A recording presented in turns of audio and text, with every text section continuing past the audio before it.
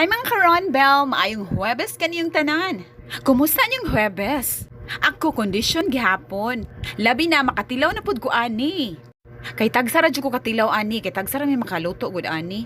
Pero in fairness, lami gid siya, di ba? Di ikalilong.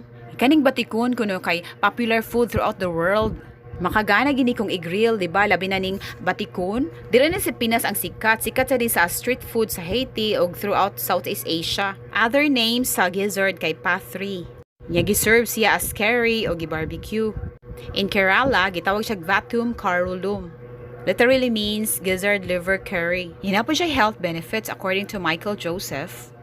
Ang organs contain such a significant amount of nutrients kuno. Kaning chicken liver kay loaded with B vitamins, substantial source of selenium, rich in protein, nya source of vitamin C siya, contains large amounts of retinol or vitamin A. Kaning batikon ingon ni Dr. Courtney Gill, rich in protein, nya low in fat and packed with essential vitamins and minerals. The excellent addition to any diet. Og at last, luto na, matambalan na akong craving. Enjoy your Thursday! Happy lunch! Mga kinaron balgams!